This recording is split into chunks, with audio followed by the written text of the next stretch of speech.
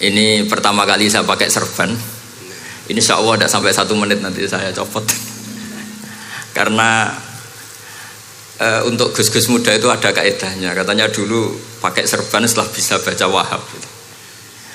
Kalau sekarang enggak, kalau sudah kaji dipanggil abah ya pakai serban. Saya ini santri sarang mulai kecil. Dulu pakai fikih, model usul fikih. Jadi kalau keyakinan Mbah Maimun itu kalau ada santri pakai peci putih itu dimarahin. Katanya beliau, wong desa itu kaji adol Tegal, adol sawah, mbok saingi ketul 5.000. Jadi ngelarani kiai itu, ngelarani wong desa itu dosa katanya. Tapi beberapa kiai pakai peci putih karena sunat. Akhirnya saya sudah haji tapi keterusan pakai peci hitam karena mulai kecil diharamkan terus keterusan itu. Pakai serban juga gitu, dulu ada kaedahnya katanya boleh pakai ini harus setelah ini terus keterusan nggak pakai. Tapi ini alhamdulillah dikasih sama Gus Ali ini saya terima. Nah ini IARO apa Tamblik tidak tahu. Teman-teman bahasa Indonesia Jawa bahasa Inggris jadi bahasa Inggris favorit understand juga. Jawa mawon dia santai-santai mawon dia. Ini saya tidak tahu, saya harus istighfar atau harus syukur. Karena kenapa saya berpikir ini kalau butuh istighfar nopo syukur, mergi termasuk yang paling saya hindari itu acara seperti ini. Cuma ada 2% pengecualian, yaitu guru, keluarga, temannya bapak. Ini Gus Ali termasuk masuk kategori temannya bapak. Saya itu berkali-kali diundang acara publik itu tidak pernah mau. Satu, mungkin nggak bakat ya, nggak bakat juga nggak ingin. 2, saya tidak cukup punya kemampuan untuk menjelaskan konstruksi Islam yang utuh hanya dalam waktu 1 jam. Karena keyakinan saya ngaji itu harus khatam. Karena saya ini trauma. Kalau ngaji di depan, musannaf bilang kama sayati, sebagaimana yang akan datang. Setelah belajar di belakang kama sabako, seperti yang sudah kelewat. Sehingga gara-gara itu saya kalau sinau itu khatam dari min awali hatta akhiri. Karena yang satu di depan kama sayati, setelah di belakang kama sabako apa kama takotan. Yang jelas ilmu yang saya tekuni memang ilmu tafsir. Gus Ali tahu betul tentang bapak saya karena mulai kecil saya ini menangi beliau belum tenar-tenar amat sampai sangat tenar, mungkin sampai langit kayak khawas. Begini, dulu saya di sarang itu pernah rois takrib, rois Fathul Mu'in. Tapi yang menjadi saya tambah alim itu gara-gara gejolokan bapak begini. Hak dhisik ana wong imami saking semangate ngapalno hal ataka hadisul ghasyiyah Jumat-Jumat itu karena dia ingin keren ya pakai surat panjang gitu. Terus dia datang ketika takbir langsung baca Bismillahirrahmanirrahim hal ataka hadisul ghasyiyah. Makmumnya bilang subhanallah. Karena dia agak pede dengan surat yang panjang diganti kul ya ayyuhal kafirun. Makmumnya masih bilang subhanallah. Sampai berkali-kali diganti surat kulhu, ya makmumnya tetap bilang subhanallah. Karena nggak tahu caranya mengingatkan kalau imam itu tidak baca Fatihah. Karena ada satu cara yaitu kon ngelingno ngangge napa? Subhanallah. Akhirnya wonten makmum sing nekat ora maca Fatihah. Nah, pertanyaan bapak saya, kamu harus berani ijtihad. Merubah hanya satu pakem mengingatkan imam itu pakai subhanallah. Karena kalau kasus seperti ini nggak cukup diingatkan subhanallah. Niki adik-adik kira-kira batal mboten ngelingno imam muni ora maca Fatihah. Kalau sampean bilang batal berarti nggak ada solusinya. Kalau bilang sah itu beberapa kalimat yang dalam pakem sholat itu napa? Membatalkan. Sampean milih batal apa enggak? Nggak polling saja kayak pemilu. Sampai saya tuh cari-cari, akhirnya ketemu juga di kitab Mizan Kubro diterangkan oleh Imam Malik bahwa kalamul musolli, musolli itu ngomong, kalau itu manfaat, tapi jangan ditiru loh ya. dan darurat, ya, dan darurat, maka itu boleh dan tidak membatalkan sholat. Misalnya imam sholat kemudian di bawahnya ada bom atau ada ular kobra, kalau nggak ada cara ya mau tidak mau harus diingatkan pakai kalimat, karena kalau subhanallah tok nanti gonta-ganti surat saja. Tahu-tahu mati dipatok ular apa? Kobra. Sehingga dari gejolukan-gejolukan seperti itu akhirnya saya berpikir, sampai saya nyari kitab-kitab Al-Madzahibul Arba'ah, karena memang nggak cukup. Terus pertanyaan kedua kata bapak saya tentang tradisi, misalnya orang-orang kampung kalau bikin batu bata itu dari tanah, kemudian kadang makjunun bisirjin, kadang dicampur dengan apa? Sirjin. Nggak usah diterjemah, ini sambil latihan bahasa Arab katanya. Masa pondok internasional nggak bisa bahasa Inggris sama bahasa Arab? Makjun ya. Ternyata mazhab Syafi'iyahnya membolehkan atau nganggap alatut tohara itu dua, al-ma' wa turab. Tapi ternyata dalam mazhab Hanafi termasuk alatut tadhir atau alatut tohara itu an-nar, yaitu api. Alasan Abu Hanifah, orang mukmin yang banyak dosanya itu untuk masuk surga itu disucikan dulu di neraka. Artinya an-nar itu al-mutahhirah. Nar itu gunanya mensucikan. Sehingga batu bata karena sudah mengalami proses dibakar, maka berarti suci meskipun makjunun bisirjin. Ya tapi jangan pakai tayamum, pakai apa? Nah, jadi kalau Anda mandi junub atau nggak punya wudhu, kalau nggak ada turab sama apa? Air, ada solusinya, yaitu wudhu pakai nar. Tapi itu jelas haram itu kalau itu, karena nggak mungkin, nggak ada turab itu nggak mungkin. Sehingga ini penting, gejolokan-gejolokan para ulama, para guru ini penting. Karena ternyata para nabi itu menjadi pinter, itu ya karena digojlok pangeran. Saya punya sekian contoh di kitab-kitab para wali. Ketika datang malakul mauti ke Nabi Ibrahim dan akan mengambil nyawanya, itu Nabi Ibrahim tangklet, kowe sapa? Aku malaikat. Ono apa? Ditugasno pangeran mencabut nyawa Anda. Terus kata Nabi Ibrahim, apa kamu tahu saya ini siapa? Ya tahu, Anda Khalilur Rahman, kamu kekasih Allah. Terus kata Nabi Ibrahim, hal ra'aita habiban yumitu habibah. Masa ada kekasih membunuh yang dikasih? Pasti Anda salah. Ya karena malaikat nggak pernah ngaji di sini, di progresif ini. Dia tidak bisa jawab. Akhirnya niki kalau pamit, niki kalau sembuh niki cekap. Niki cekap. Bingung, betul kulino nih bingung nih.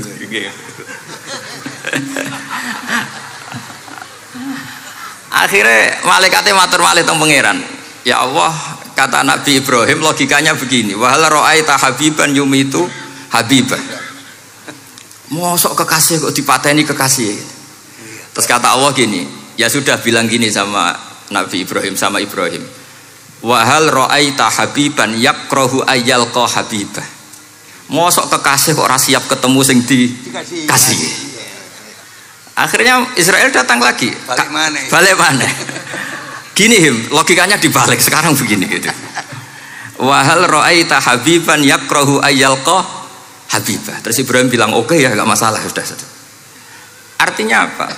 Kita ini diajari satu logika. Logika apa saja? Ini Allah. Sehingga ya memang normalnya hidup tuh cerdas.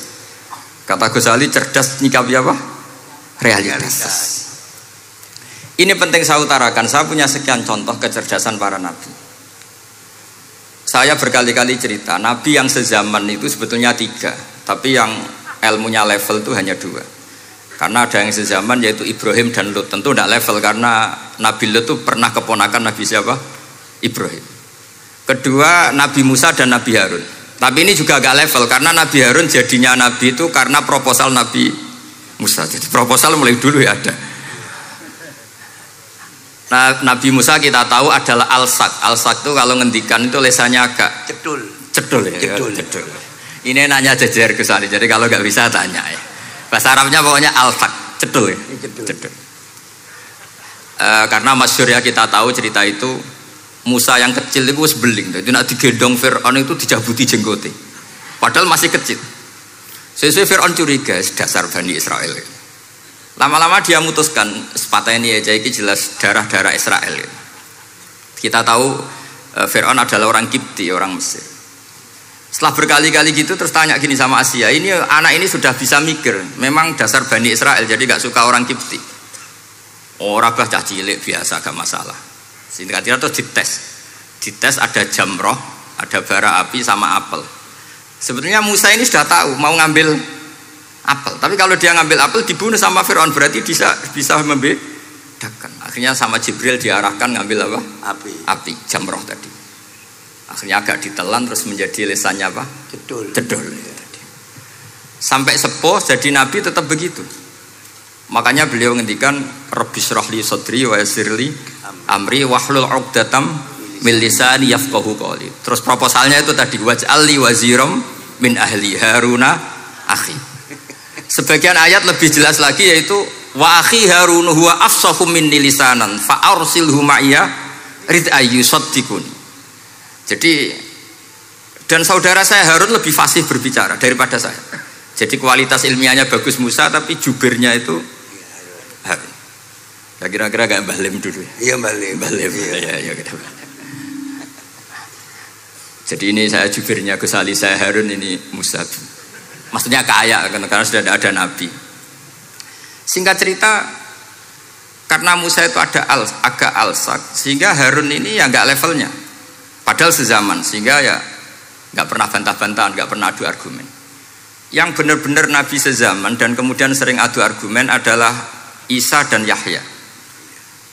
Kita tahu umurnya ya imbang, kualitas al-mazaya wal wa'il juga imbang. Nabi Isa kita tahu wa yukallimun nasa fil mahdi wa kahla. Mulai kecil bisa ngendikan, ya sudah pinter. Nabi Yahya kita tahu ya Yahya khudil kitaba bikuwah wa atainaul hukma sabiyya. Jadi sama-sama pinter. Wa hanana min ladunna wa zakah wa kana taqiyya. Itu dua beliau ini menjadi satu manhaj besar dalam Islam. Itu kalau main ke salah satu kampung, itu Nabi Isa tanyanya aneh. Aina syirarun nas? Orang-orang yang jelek-jelek itu di mana? Orang-orang fasik itu rumahnya mana? Kalau Nabi Yahya tanya, aina khiyarun nas? Orang-orang baik itu di mana? Akhirnya dua beliau ini saling berargumentasi. Kenapa kamu tanya aina syirarun nas? Terus Nabi Isa katanya, lah kenapa kamu tanya aina khiyarun nas? Terus kata Nabi Yahya, enak kancanan wong soleh, gak ruwet kan? Kancanan wong soleh itu kan enak, gak dibodoni, gak ruwet. Pemenang kancanan wong mati, sering bodoni gitu. Masyhur itu cerita Gus Dur, Gus kenapa sering ziarah? Kancanan wong urip sumpek. Iya. Wong mati gak tau becek. Wong mati gak tau becek. Ini teman ziarahnya Bapak.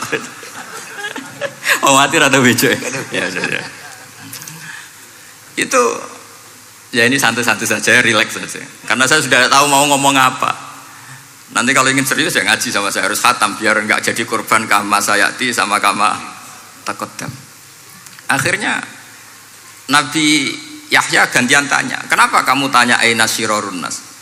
Itu masyhur beliau. Ini dalam kitab Tabaqatul Asfiya karangan Abu Nu'aim Al-Asfihani.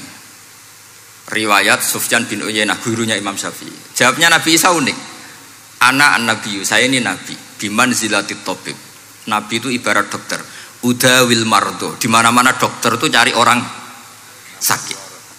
Makanya di NU itu banyak kiai-kiai yang nangani orang-orang fasik. Dakwah ning gone wong nakal-nakal. Itu ya ada khazanahnya, asal gak keterusan katut gitu saja. Jadi kalau kamu niru Gusme itu sebenarnya konsepnya satu, asal ada bukti jadi wali dan tidak katut. Kalau ndak ya sudah usah. Gak usah wae kata Gus Ali sudah. Kalau nggak kelasnya jangan. Sehingga dua beliau itu jadi khazanah besar. Misalnya Anda jadi kiai di daerah-daerah yang Islamnya sudah maju. Mungkin Anda ini hanya mendapat fasilitas dari Islam. Makanya saya sendiri secara pribadi, misalnya kecelok pinter, tah ranking, tah juara musabaqah tilawatil Quran, kadang dari sekian prestasiku untuk umroh mendapat. Karena kita punya prestasi di daerah yang prestis. Sementara teman-teman kita, makanya ini kalau ada santri progresif yang nggak pinter, tak kasih ijazah, tak kasih support. Barokahnya tidak pinter, akhirnya hidup di daerah tertinggal. Barokahnya hidup di daerah tertinggal, Anda muassisul ma'had, Anda muassisul masjid. Sing prestasi hanya mendapat dari negara, yang tertinggal malah memberi berkontribusi. Akhirnya apa? Lama-lama ini yang prestasi cara Jawa ngatok tomak. Saya dapat apa? Sementara yang di desa tertinggal saya bisa memberi apa? Sehingga Allah bikin wong bodoh itu ada rencana besar itu kira. Jadi orang bodoh itu gak ada orang-orang santri yang hidup di daerah-daerah apa? Tertinggal. Aman golek prestasi, golek umroh, terus sambil sing ngimami Masjid Haram barang. Terus kapan dakwahnya? Karena yang diburu itu mendapat, bukan memberi. Ini bahaya sekali bagi Islam. Sehingga tradisi guru-guru kita, nah santri pinter ya dilem, santri bodoh ya dilem, santri bulet ya dilem, santri setengah bulet ya dilem, sekabeh kaulane pangeran. Kok ana hikmah dhewe-dhewe kata gitu. Tapi ini bukan justifikasi atau melegitimasi kenakalan anak-anak Anda. Ini mau cerita ilmiah. Kemudian ada perdebatan lagi. Dan ini nanti terusannya adalah al-ulama warasatul anbiya. Sayyid Abdul Al-Haddad itu masyhur. Kalau ada orang sowan ditanya, kiaimu nak mulang tau nangis? Mboten nate. Lereni ngaji wong ngono iku. Atine atos katanya gitu. Tapi Abdul Hasan Asyadzili kalau ada orang tamu tanya, kiaimu nak mulang tau guyu? Mboten nate. Lereni wong ra iso syukur gitu.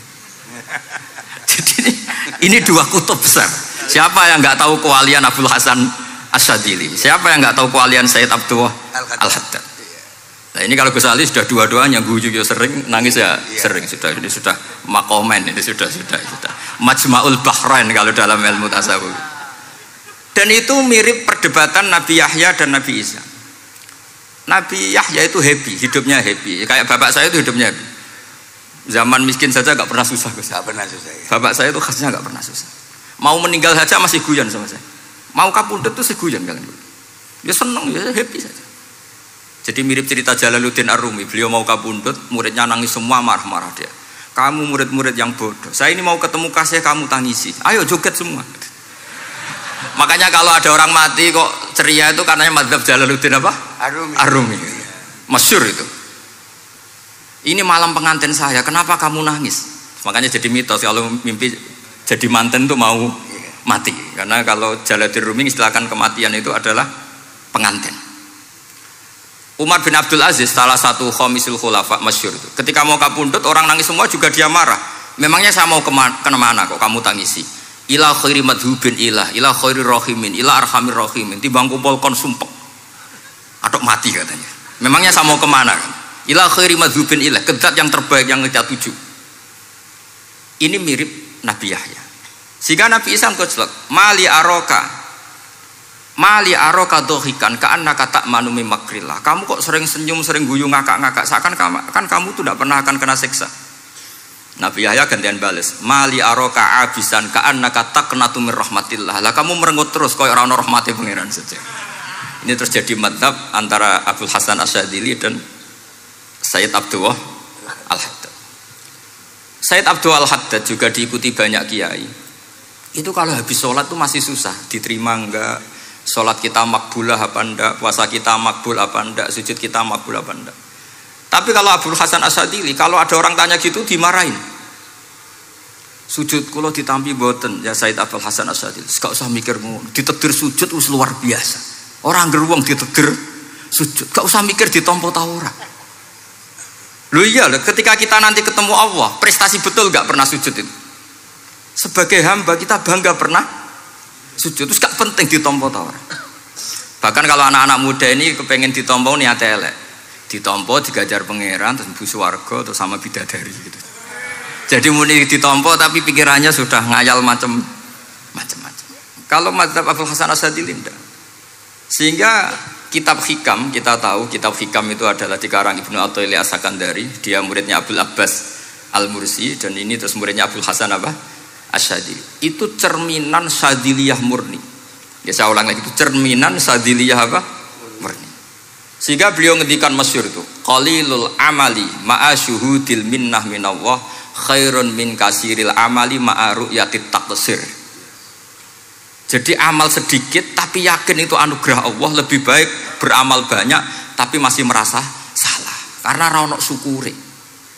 Makanya bapak saya Gus Ali ana wong abangan gelem salat, gak tahu gak disahno sah terus. Ketika ada orang fikih marah-marah tapi rubah gedang, wes rubah gedang lah, pokoknya sah terus. Pokoknya sah terus. Ini sangat-sangat sadili berarti.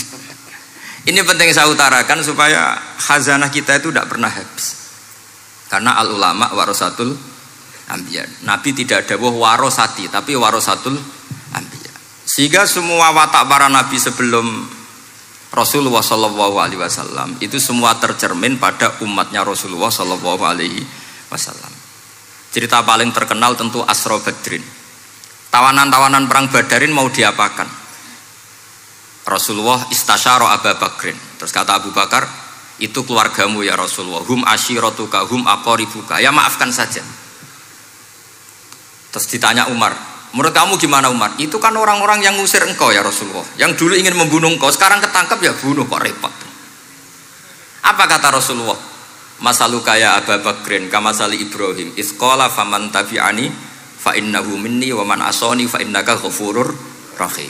Sing prestasi ya alhamdulillah, sing ora prestasi muga-muga pangeran akeh sepurane. Sudah gitu ya cara kesali ya sis ngono kok repot. Wa masaluka ya Umar kama salin nuh isqala rabbil la tadzar alal ardi minal kafirina dayara. Sudah habisi saja ning donya kok kafir. Tapi anehnya apa? Rasulullah akhudha bi madzhabi Abi Bakar. Nabi mengambil pendapatnya siapa? Abu Bakar. Karena Nabi kena khitab anit tabi millata Ibrahim apa? Hanifah. Akhirnya terus keterusan. Akeh kiai NU nek ana umat salah dibarno nganti ra roh nak salah. Makanya kenangan saya sama Mbah Sal Mahfud karena beliau itu sepupu sama Mbah saya di Sahal itu. Kata Mbah Sal gini, "Hak umpama pantes," kata beliau ini, "umpama pantes, pondok-pondok itu tak sertifikat." Kenapa, Mbah? Lah ya akeh kiai gondrong muridé kon gondrong kabeh terus kadang rapati salat jare diulang kali jogo. Engko neng kali-kali golek Nabi Khidir gak tau ngaji. Lah ngene ku nak ditakoki afiliasine kok NU gitu. Mau disertifikat, dadi distandarkan. Pokoknya anggar gak ana takribe ya ora NU gitu. Karena nanti kalau gak disertifikat ini terus khayal-khayal macam-macam ini rata-rata kan afiliasinya juga ngeklaim NU. Padahal ya itu tadi, jadi diulang kali jogo langsung diulang macam-macam. Ini penting saya utarakan karena standarisasi ini penting. Caranya gimana? Kita harus sebanyak mungkin baca khazanah Islam.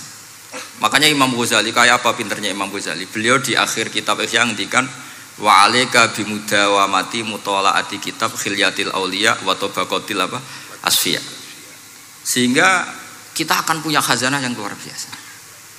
Saya punya banyak tentang kearifan ya para ulama-ulama dulu. Di antaranya dulu saya sering diceritain bapak tapi gak paham. Tapi setelah saya ngaji lama-lama paham. Beliau pernah didawi Badullah gini, Nur, dhisik ana wong salat 2 rakaat. Terus syukur akhirnya salat lagi sampai 4 rakaat. Saking syukurnya salat lagi sampai 6 rakaat. Seterusnya sampai 1000 salat. Kita tahu itu Sayyid Ali Zainal Abidin. Jadi dia menambahkan sholat itu karena iskon lillah wa syauqon lillah, mahabbatan lillah. Bukan kayak kita karena ingin sholat 1000 rakaat dibagi sekian menit terus kenanya 2 jam. Jadi kayak kita taraweh lah 20 menit, 20 rakaat dibagi sekian kenanya 7 menit. Pentingnya apa? Meskipun kita tidak akan mengalami seperti itu, tapi kita menjadi tahu ketika Rasulullah SAW ngendikan wa qurratu aini fis shalah. Bahkan Nabi kalau banyak masalah itu Nabi ya mutaraddidan di dalamnya.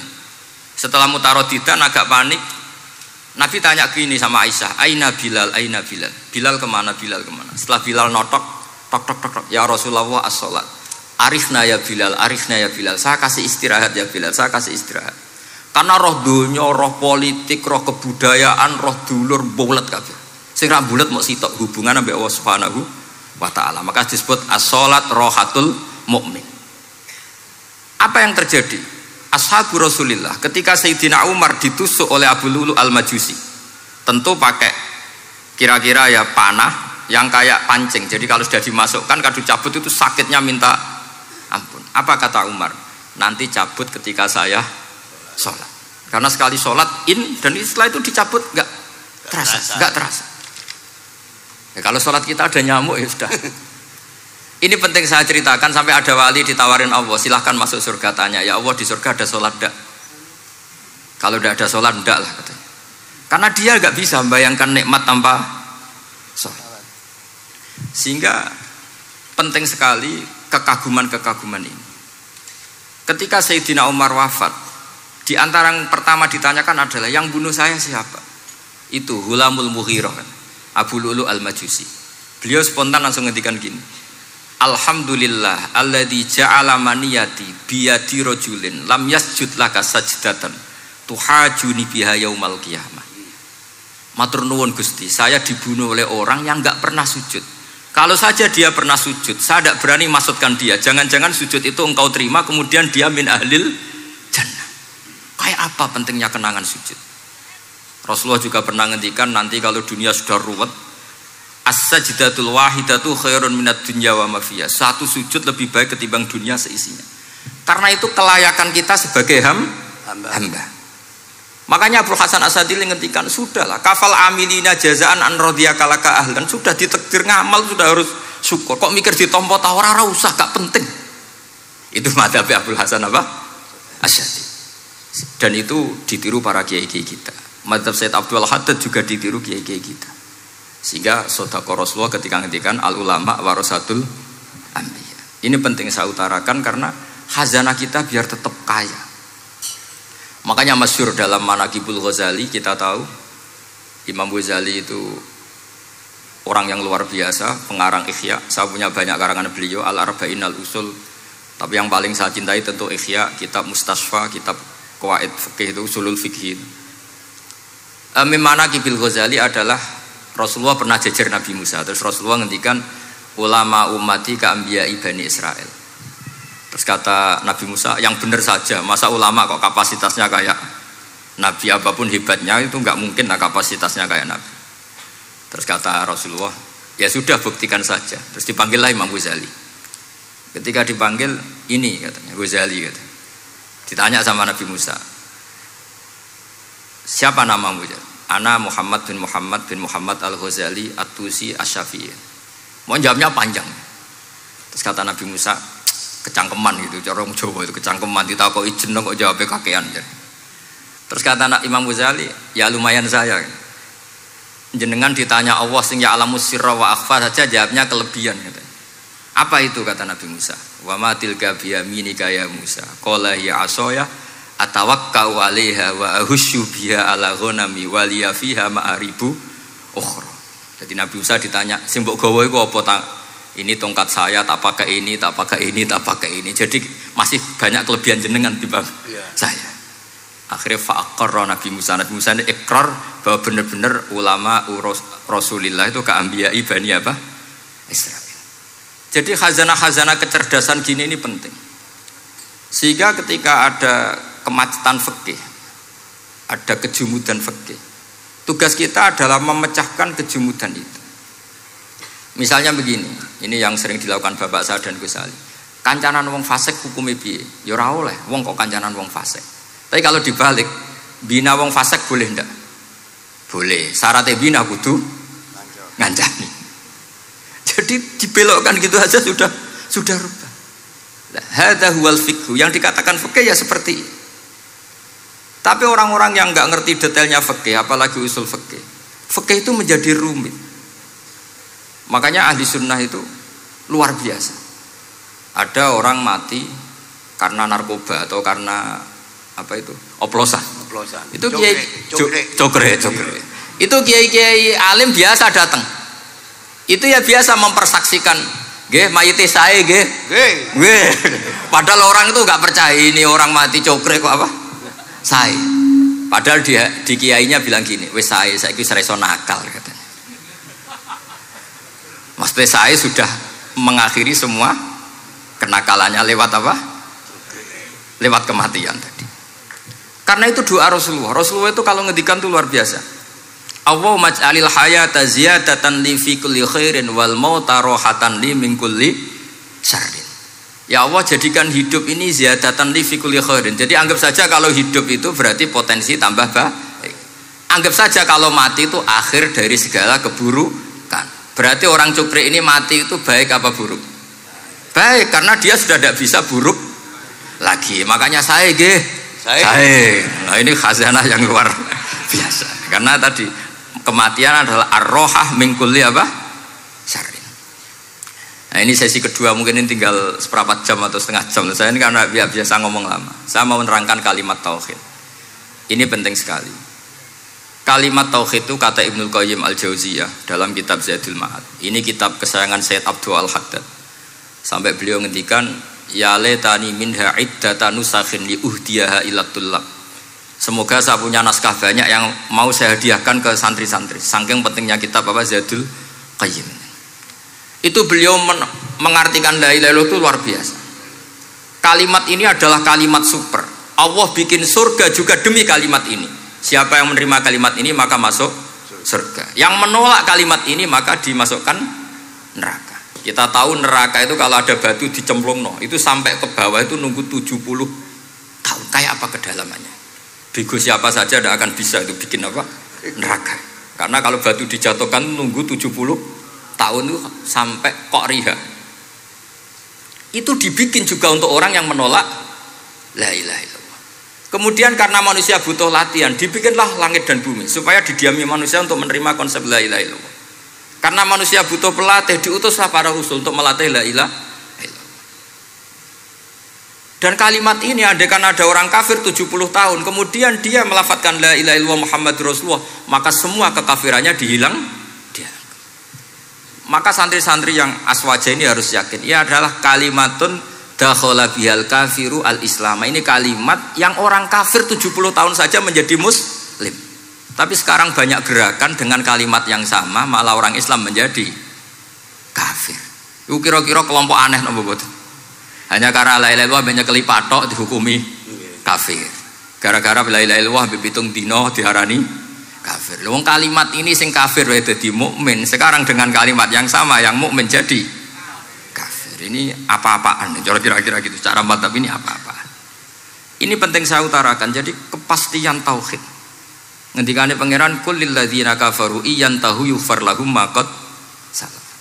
Makanya Abul Hasan As-Sadili ketika nafsirkan fa'lam annahu la ilaha illallah wastaghfir li dzambika walil mu'minina wal itu ai bihadhil kalimah kata beliau. Kamu harus camkan bahwa la ilaha illallah.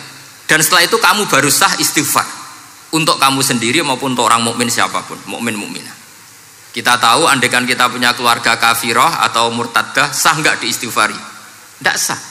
Tapi sefasik apapun asal dia min ahli tauhid maka sah diistighfari karena fa'lam annahu la ilaha illallah wastaghfir lidzambika walil mu'minin. Jadi sahnya mengistighfarkan orang lain hanya dengan satu syarat, yaitu dia min ahli la ilaha illallah Muhammadur Rasulullah.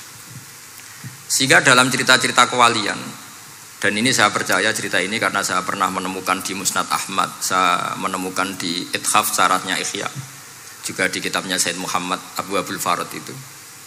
Dulu itu ada wali yang tukang bikin Istanbul itu. Pernah dengar tuh Istanbul itu yang Quran kecil itu. Kalau sekarang kan dibikin masif, mau 5.000-an. Yeah.